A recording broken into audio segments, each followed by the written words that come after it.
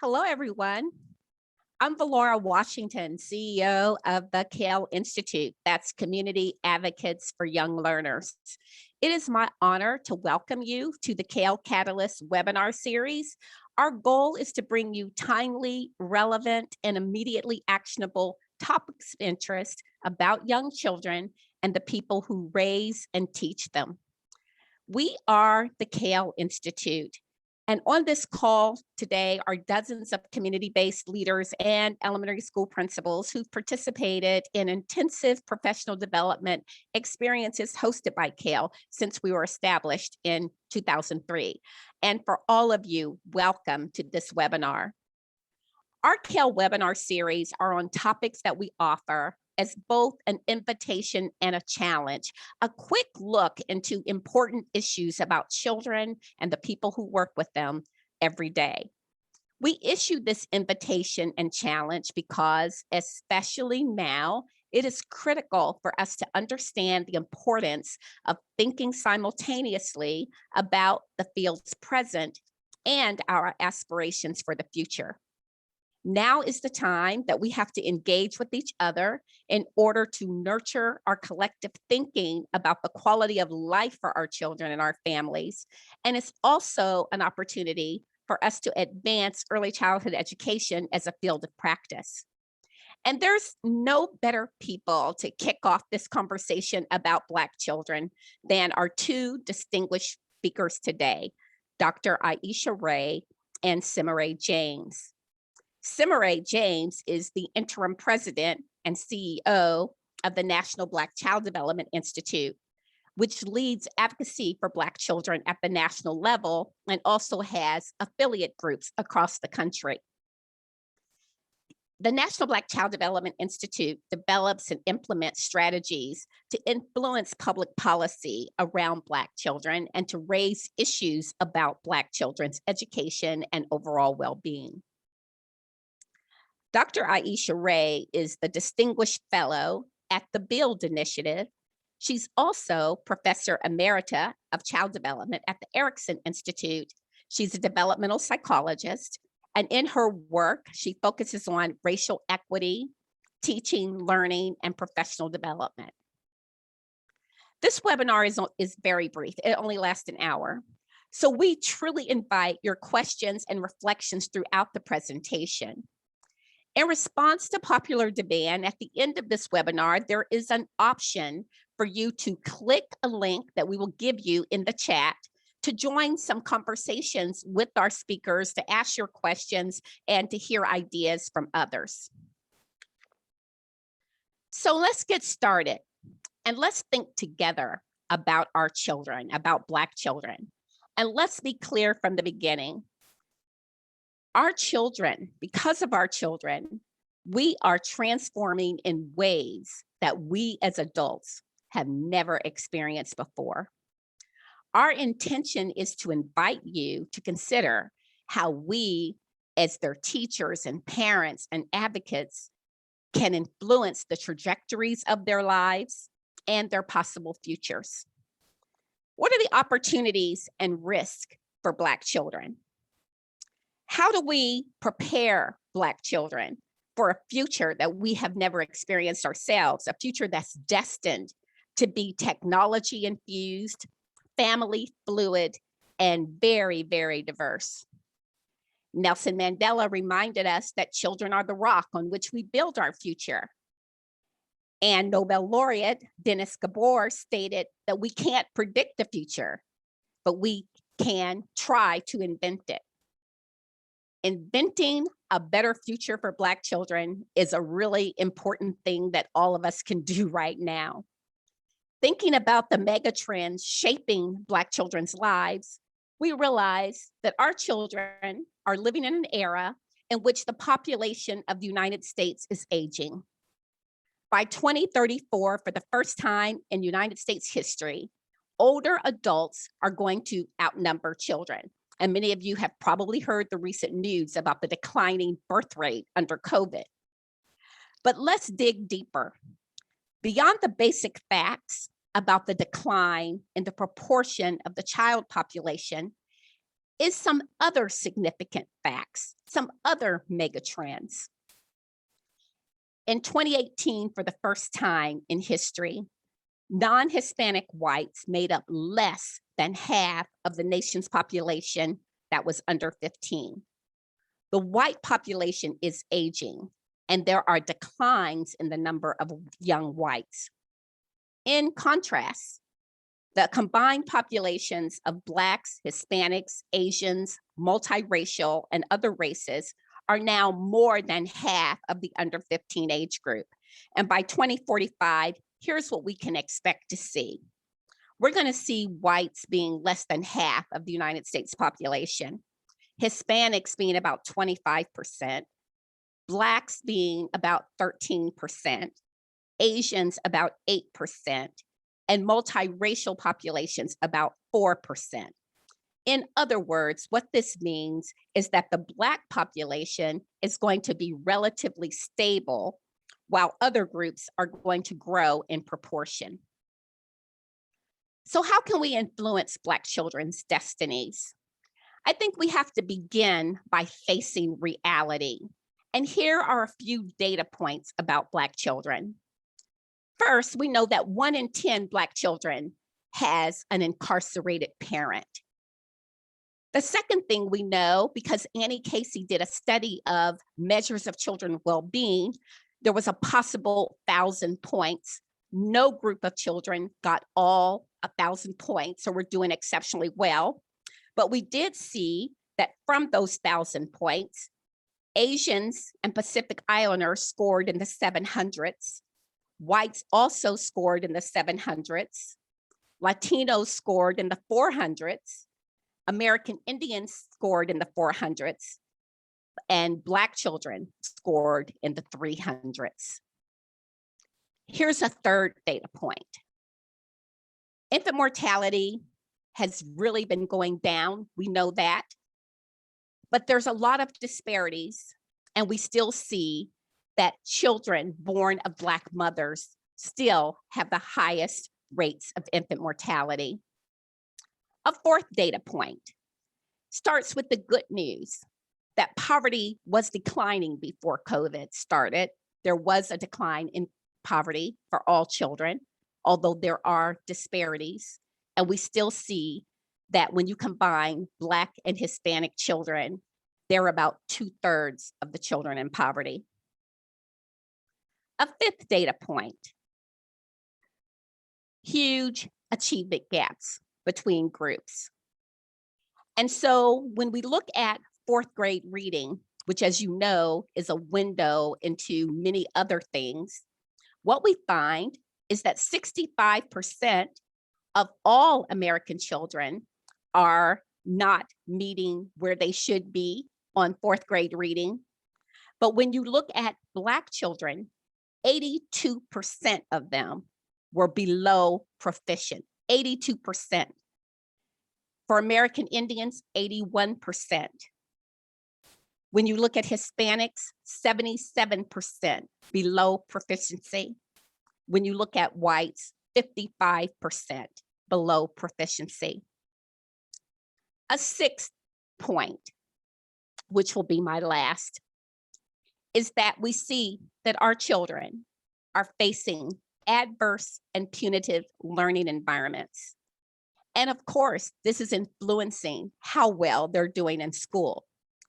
Studies have shown repeatedly that Black boys in preschool are described as violent, dangerous, hostile, and aggressive before the age of 5. White adults are perceiving these children as threatening. Also, by the age of 5, we see that little Black girls are experiencing an adultification bias, the idea that they need less protection and nurturing than their white peers. So how do we influence and change the game for our Black children? They need a revolution. They need massive change, and they need it right now. We need change for Black children that is transformative, bold, audacious, and filled with hope. Our children are so much more than these data points that I've just gone over. so much more than that. So let's listen and learn from Dr. Aisha Ray and Cemeré James to find out how we can change the game for our children. How do we change the game in the areas of education, income security, family support, and community resources? And to answer these questions, it's going to be complex. There's a lot of commentary about Black children out there. We know that even though data highlights risk, there's strength in their families and communities and opportunities for future growth and prosperity. So let's now begin our focus on Black children by hearing from Cemeré James, who will be followed by Aisha, and then we'll talk together as a panel. Yes, I think it'd be a good thing if perhaps Aisha would speak first, and then we'll work on the technical problems with Cemeré and come back to her later. Thank you, Cemeré. Aisha, can we hear from you now how we might support Black children? Absolutely. Can you hear me clearly, I hope? I will. Okay, I will proceed. I'm so sorry that we couldn't hear Cemeré at the moment, but I look forward to hearing what she's going to say later. I know it's important. In response to the topic that Valora has set before us, and I really appreciate her leadership on pulling together this conversation, I will say that I think there are real challenges to the next 20, 25, 30 years in which Black children are developing. And some of those challenges are rooted in our current dilemma. Black people are facing three powerful issues. One is the pandemic, which is worldwide and affecting everyone, but we have seen the disproportionalities and the inequalities that have been heightened by the pandemic. They were there for our families, children, and communities prior to the pandemic, but they have been lifted up and made far more serious in many cases. That's one of the issues. The second issue that's related to the pandemic is the data that is showing and predicting a deep economic depression for Black communities. Again, Black communities already had not fully recovered from the 2008 recession, and now we are pushed back even further economically by job loss, loss of housing, which is a major issue of wealth in our communities, and homeownership is already relatively low compared to whites. Pardon me. So the combination of pandemic and economic depression, which many economists are predicting that for us, for Black people in the United States, it may take years for our communities to recover, if they recover at all. So I think those two pieces are significant and challenging. And the third thing that we are dealing with, and that our children are dealing with, is exposure to racialized violence directed at both children and adults. And there's a long history of this, of course. We know, even if you just have a superficial understanding of the Black experience in America, there has been systemic racism and violence directed at us.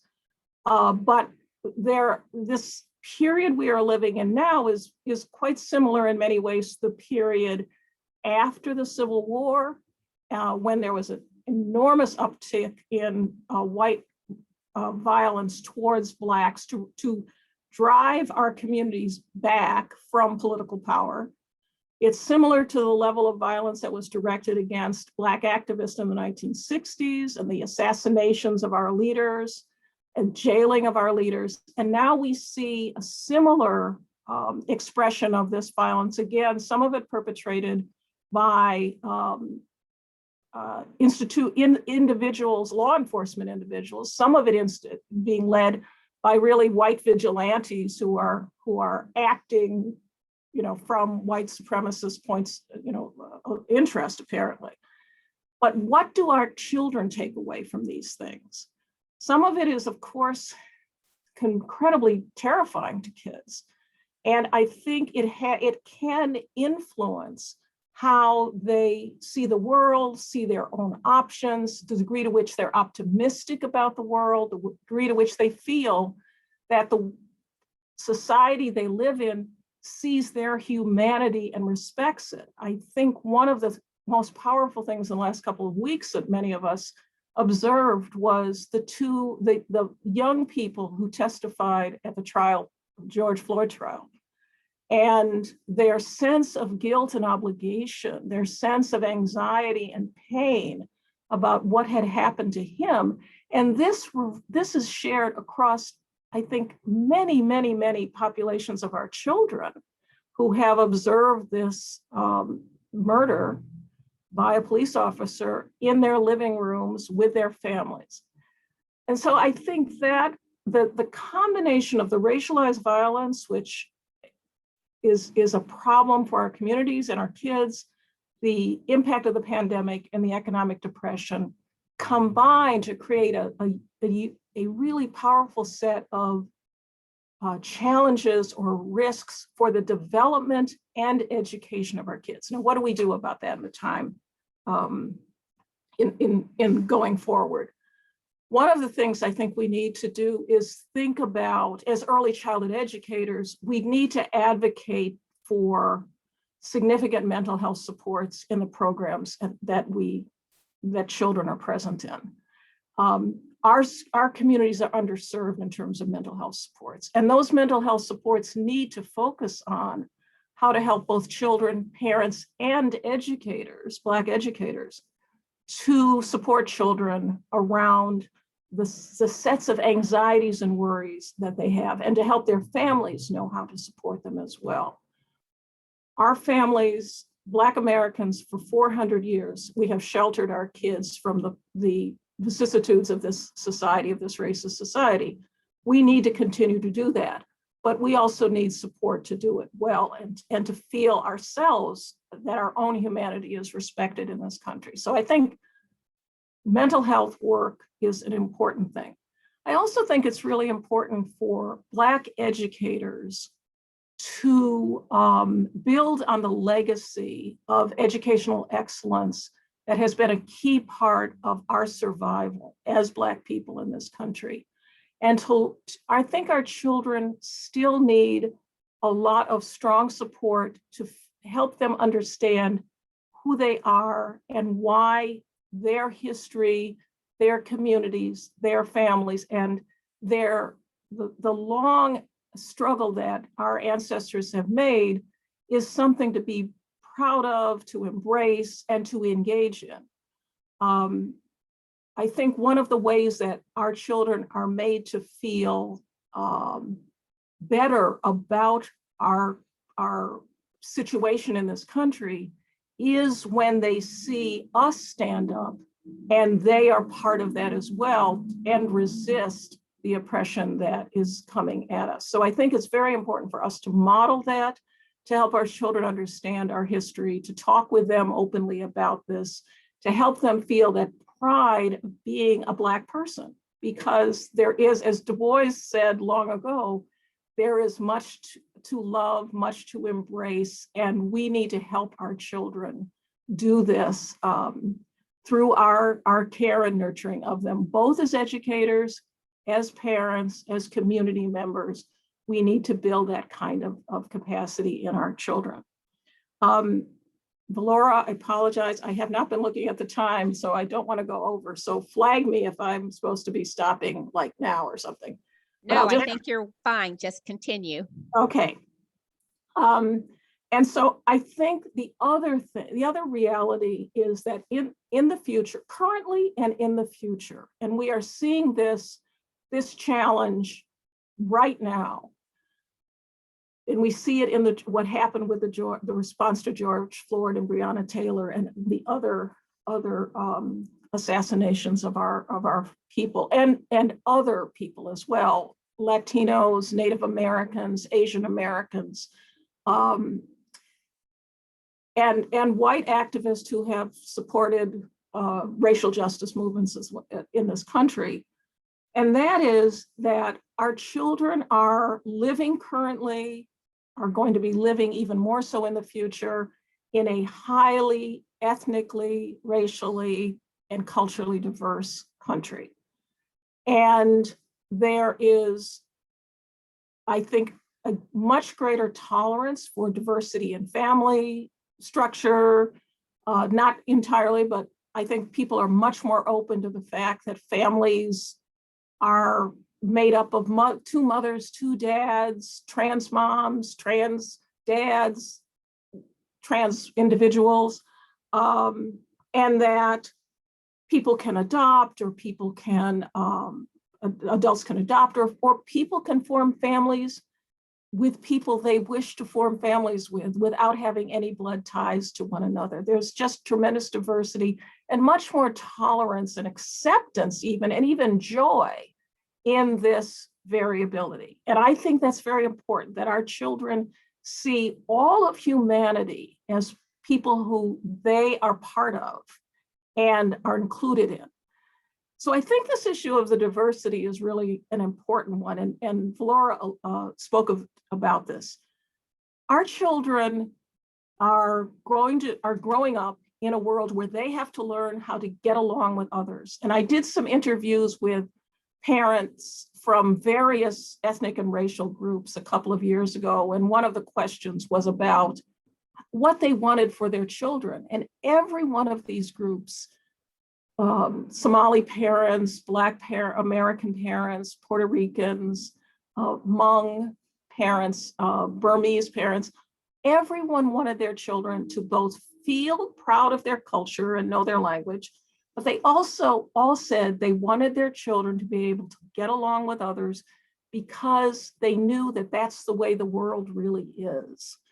And I think this is an important thing for us, this balance between pride in self and community and family, and acceptance and appreciation of others' pride, acceptance, and humanity as well. One of the essential capacities that business people are saying they need is individuals who can get along well with others, who play nicely with others, as we say in preschool. This is an essential, identified already as an essential capacity of people going into the next, in this generation, and what employers are looking for. So I think we need to be able to help our children be joyful about themselves, loving of themselves, but also not feel they need to identify an enemy in order to feel good about themselves. And that really has been historically what America has done. It's basically identified, as James Baldwin said, Americans have needed an enemy in order to feel that they were whole. And the enemy was always racialized. It was Black people. But the society, and particularly our children, cannot see others, should not see others as the enemy of their own well-being. And I think that is an extremely important capacity we need to build in our children. Valora, should I stop? Is Cemeré able to speak? Let's see, Cemeré, how have things happened on the technology front on your end? I'm going to test 1, 2, and ask folks to respond on how I am sounding. It sounds great. Yeah. Awesome. Okay.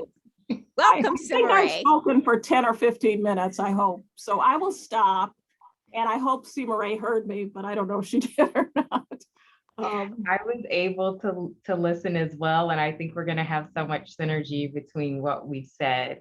So I was saying, thank you so much. I echo the thank yous to Dr. Ray.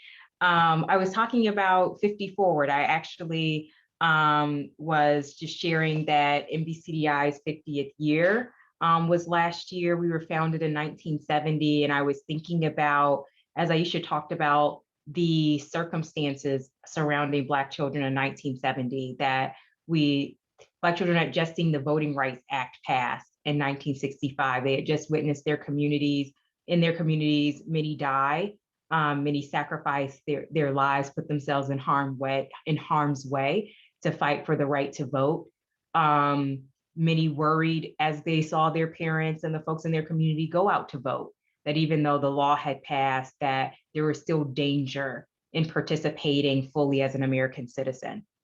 And today, in 50 years into the future from the time that we were founded, I think about the fact that, as Aisha said, that Black children are still seeing this violence, and they also are still seeing that there's this tension around the words Black Lives Matter, that they're seeing a tension around the idea that that in a country that has in their communities that have come forward to bring together a slogan designed to protect them, that is controversial, and what type of message we're bringing to our children, and what do we do as advocates and educators to ensure that we are bringing support, joy, and using the tools that we didn't have 50 years ago, using the tools that we have today to ensure that we are supporting Black children.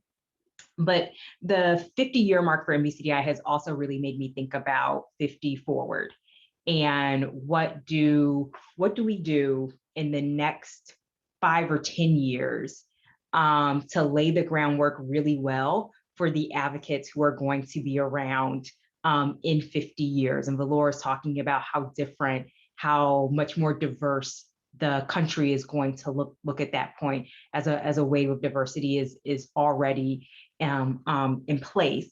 And so what I thought of was, if I think about the foundation that we want for Black children and the different world that we want for Black children, what do we lay the groundwork for now that really helps us as we think about, and our theme is 50 forward. So I'm constantly thinking about 50 forward and thinking about what we do in the next 5 to 10 years that lays strong groundwork for the advocates of the future who will be having these same conversations, but I hope with completely different contexts. And so I think about families first and foremost as a grounding for our children. Of course, that all children are connected and coming from a family and a community. The first thing I think about is protection, is lack of protection. And we've already talked about physical protection. And so I want to talk about financial protection. A lot of, when Valora is citing that the research from Annie Casey Foundation around child well-being, a lot of the instability that we have within our communities is around financial instability, and that we have institutions designed to extract more and more money, more and more opportunities from people who are already struggling, that you are more likely to be arrested, you are more likely to have tickets placed on your car and your community be policed. You are more likely to have payday lenders and predatory lenders who are targeting you specifically because you are Black in our communities. And so the lack of financial protections is something that people who care about young children really need to have it in our minds and be thoughtful about including that in our advocacy. I think about this because, and I feel like as advocates for children, we hear this all the time, that the most financially unstable the most financially unstable time in a family's life is when they have young children. And that is the time when children need the most stability. They need the most love. They need the most joy poured into them. And so we really have a calling to pay more attention in our advocacy to the ways that we have allowed financial protections to either not exist or be broken for communities of color. The next thing I want to talk about with how we think about families and really pouring into families as a way to strengthen and support Black children is supporting the vision of families. And Valora talked about one of the points today is around the community supports that are needed for families. And so for me, we have a program, it's my favorite thing at NBCDI, the Family Empowerment Program. And it's really all about supporting, I mean, it's a parenting class, right? So you have the basic knowledge and the ages and stages and health and wellness knowledge and how to support early numeracy oh, someone's wondering if my background is virtual. That's actually real. I feel a little bit embarrassed that my wine glasses are behind me. My apologies. But I love the questions in the chat, so keep them coming. Oh my goodness, that got me off of where I was. But we have the Family Empowerment Program, and that program in its essence is about supporting parents in envisioning the community and the education that they want for their children, and then supporting them in learning to be the advocate and the leader. The advocates as leaders, I love the chats. Supporting parents in becoming the advocates and the leaders in creating that community and in supporting their educators and their children. So for example, a parent may write a letter to their child's teacher saying, this is what's special about my child. This is what I want you to know about them. This is how they learn. This is what brings them joy. So we as those who support parents out in our communities must ensure that we encourage them to use their power and to use their voices to cast a vision and to work to make that vision a reality for their children. And then also messaging. The way that we talk about Black children must change because Black children are listening to the way that we talk about them. Black children are listening to those data points in that deficit-based research. They're listening to that research that has bias. They're listening to the way that they are shown in the media. I loved getting outreach from the New York Times recently, asking about the positive things that we do related to Black children and families and how they can highlight in a positive way our work.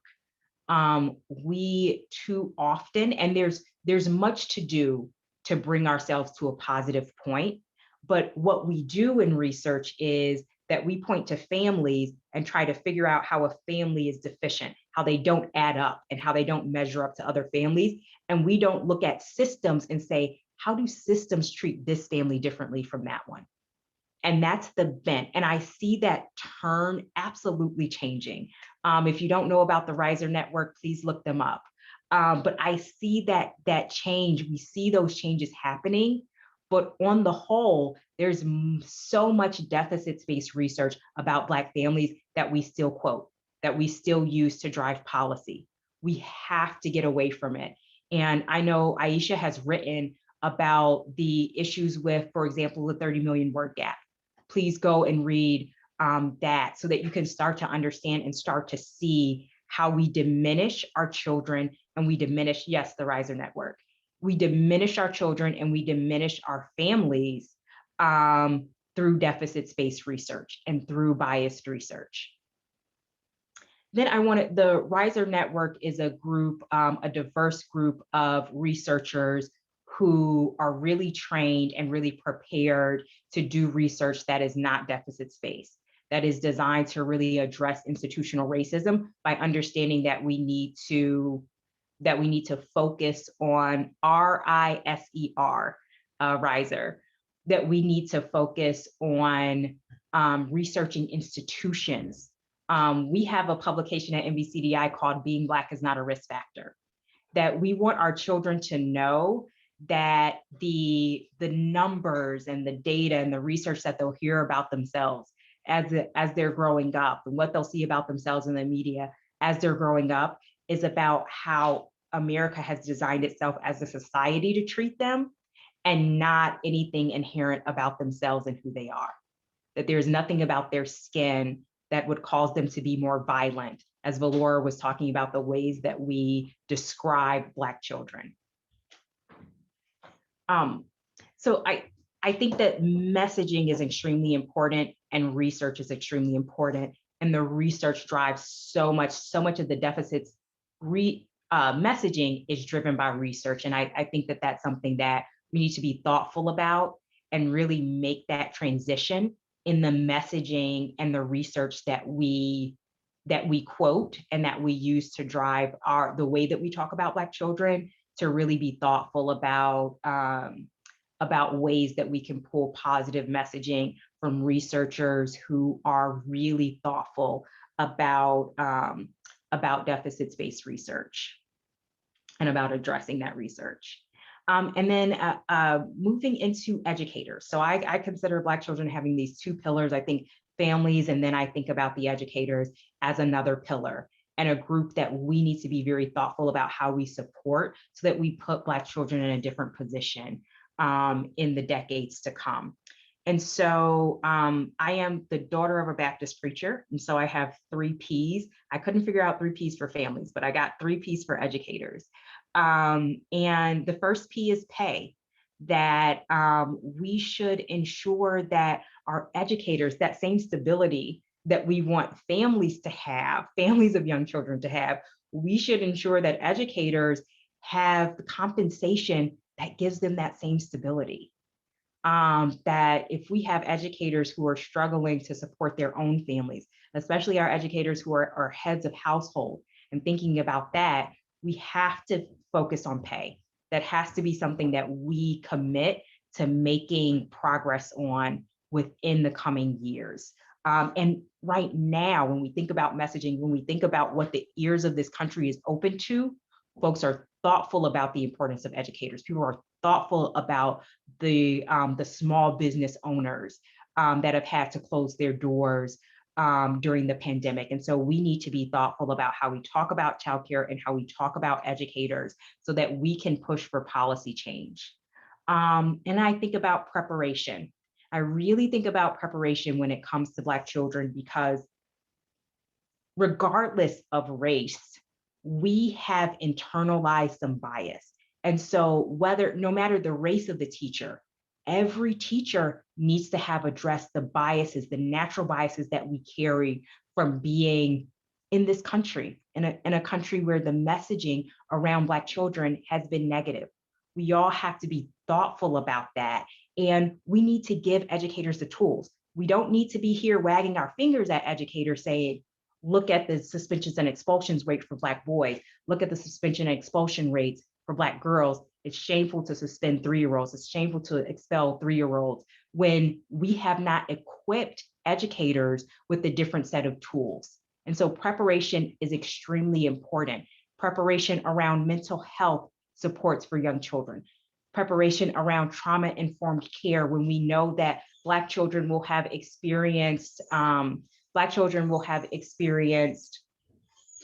deaths in their family. They will have experienced their parents losing their jobs. They will have experienced hunger due to this pandemic at a higher rate. And as Aisha said, that they're from families that hadn't even recovered from the previous recession, then hit by COVID-19. We need to prepare our educators instead of leaving them out here and then having all this research that we have on how they're failing.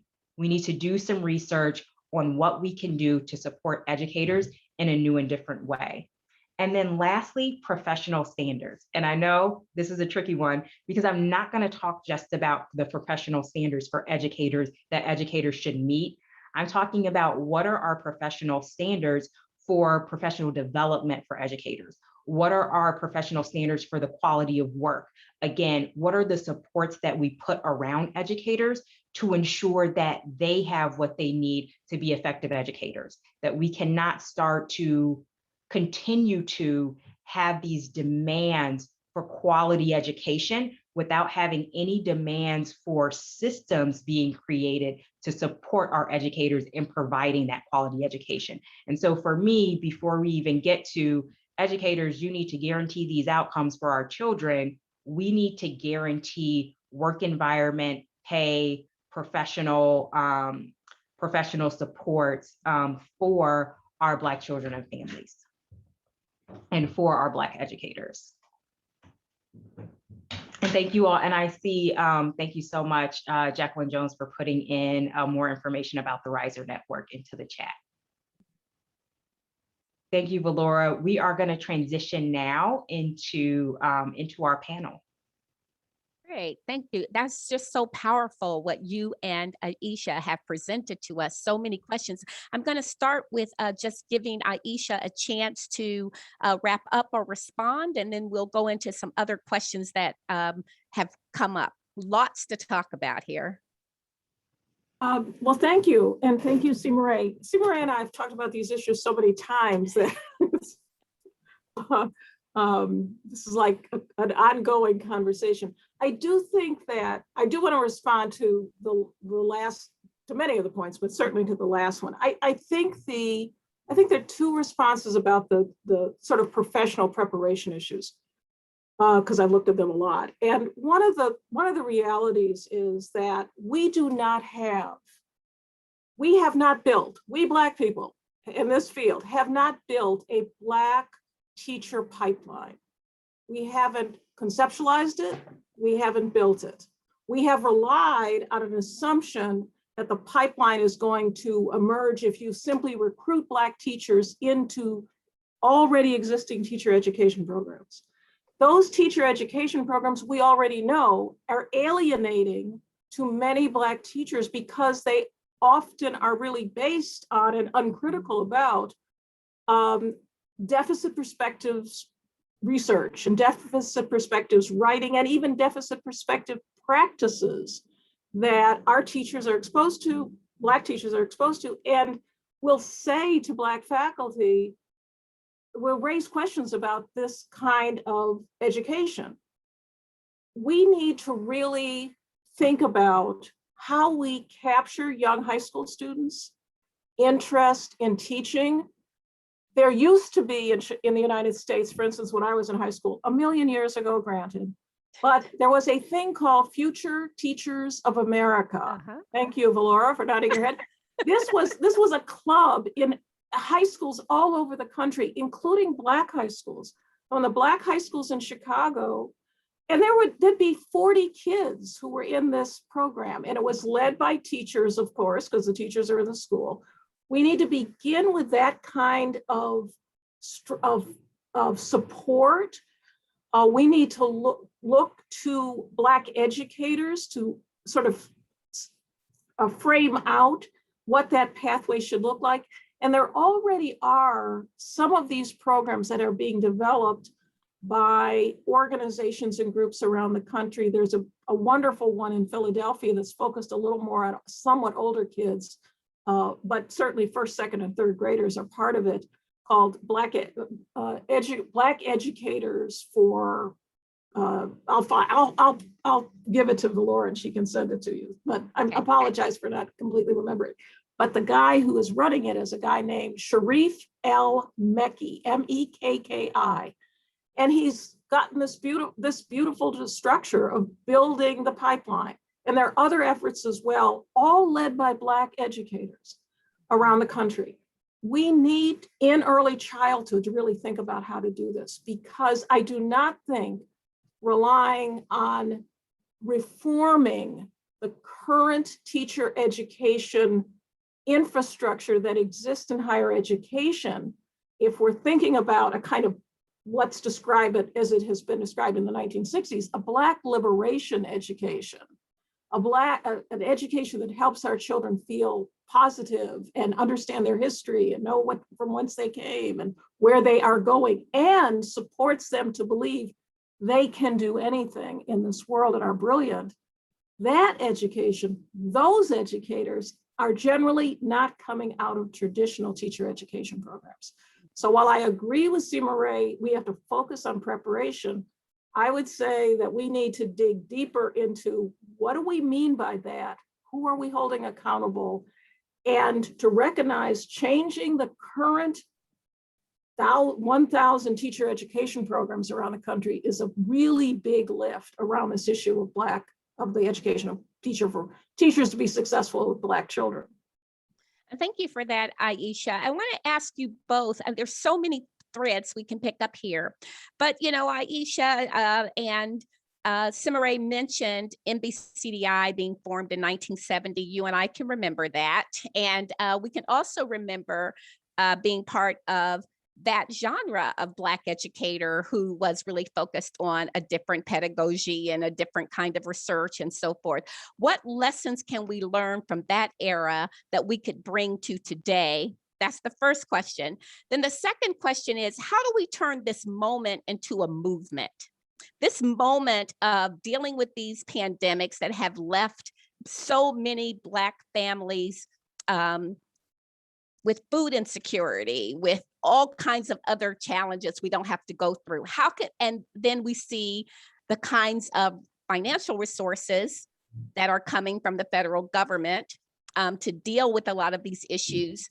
How do we have the voices of Black families and Black educators, Black early childhood educators, practitioners, be a strong part of that so that it doesn't just recreate what was, but becomes a movement towards something better?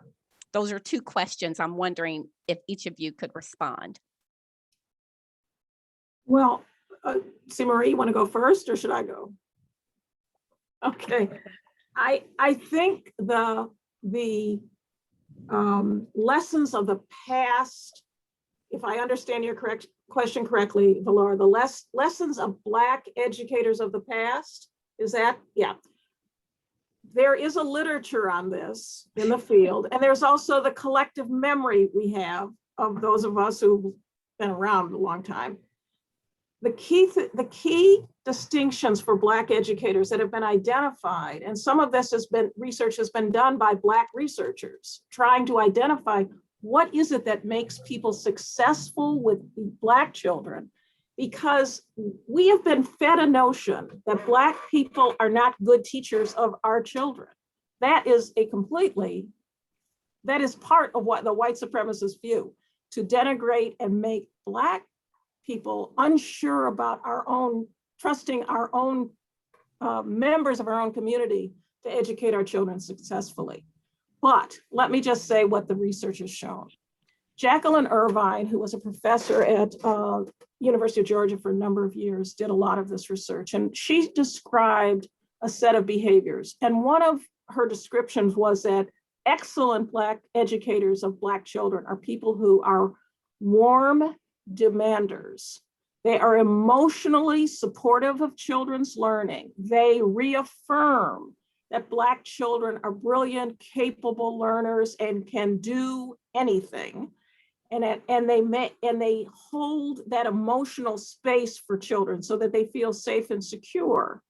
At the same time, they believe that all children can learn, no exceptions, and they scaffold children's learning appropriately, but they also expect that children will succeed. One of the key things about the dominant research on teaching for young children and for elementary school children is low expectations of teachers.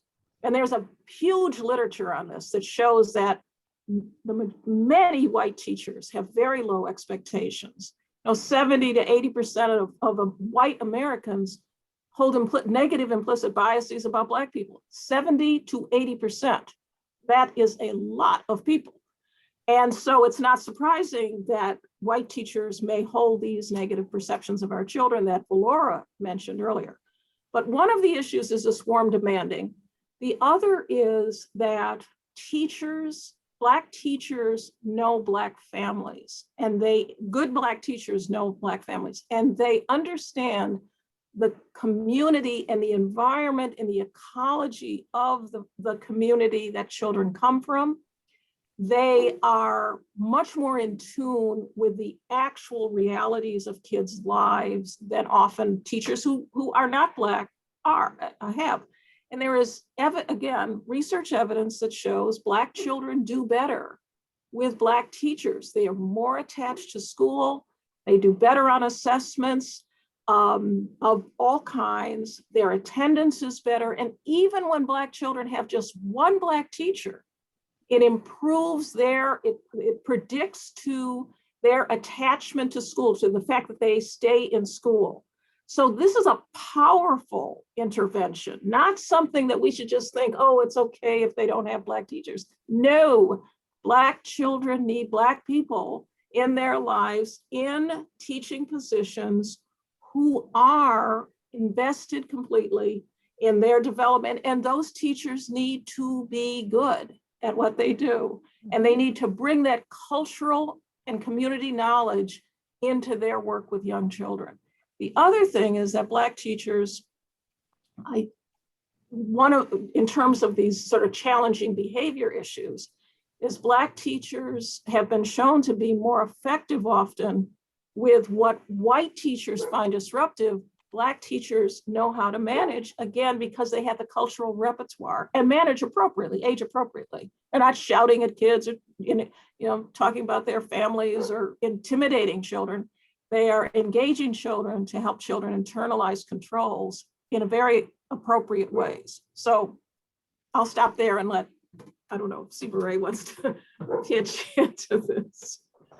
I will just note that a lot of what Aisha described, that Dr. Ioma Iruka and I have written a paper called Delivering on the Promise. And it's really about how we deliver the type of education system that children need, instead of asking children and families to show up in a particular way for us, which is, to me, the premise of suspensions and expulsions. You should not be here if you're not showing up based on a pre-prescribed set of behaviors. Instead, what is it? And warm demanders is something that we talk about. High expectations is something that we talk about. So what is it about what we do in programs and in centers and in family childcare homes? What are the things that we do differently? I did see a particular question about Black male teachers. And one thing I would just say quickly about that, and what we have learned teachers need to be attracted to the field and stay in the field, is that they need a network and they need connection. Just like we were just talking about the need for children to be affirmed and to be connected, educators need the same thing. And so as much as possible, if you are coming across Black male educators, my daughter's two, she had a lead teacher and an assistant teacher, both Black men. And I would compliment them regularly because I know that this isn't something that frequently happens, that she is seeing something that is not common. And so I think that especially in this moment, Valora asked about creating a movement and not just a moment. Technology gives us an opportunity. Folks are going to be hesitant to get back together again, to gather again, but we have created so much through technology that the difference between the George Floyd that happened 20 years ago, and we know that we were able to capture this time, but that George Floyd was not an incident that was unique. But the difference between what happened to an unknown George Floyd 20 years ago and what has happened today is technology. The difference between a local protest and international protest is technology. And so what do we do to grasp onto that and to continue that work of using technology to push forward our messaging, using technology to bring people into the stories of young children? Because guess what? Young Black children don't have anybody with a cell phone camera taping what they go through every day when they go to school. Yeah. And so that other 3-year-old does not have a cell phone to be able to show us what they are going through and what they may be facing. And so we have to pull people into that story in different ways. And we need that technology. We need to gather through technology. We need to create safe spaces for Black male educators through technology. That is how, in this moment, when we're all spread out, we can really push for a movement. But we have to talk about how vulnerable young Black children are. And we have to talk about what we all can do to create more safety and more protection for Black children, for educators, and for the families that support them as well. Well, thank you. As I imagine, this hour goes very quickly and there's still a lot we'd love to talk about. You should see in the chat a link that will put you into the conversation that we're going to have in just a few moments. And first, I just want to thank Cemeré and Aisha. Very powerful words. And I think that you've introduced many of our listeners to things they might not have known about or thought about, and we can continue to have dialogue about. So we're going to move from our panel discussion to let you know that we do have a series. Our next series is going to be on issues of the family. We want you to know that all of these questions that we're raising in this seminar, as well as others, is part of a journey. It is not a one-shot deal. We are introducing questions as an invitation for you to have deeper study and more of a community in thinking about how we're going to move forward. So at this point, I'd like to ask Aisha or Cemeré if you have any parting words before we move to the group conversation and the link that is in your chat.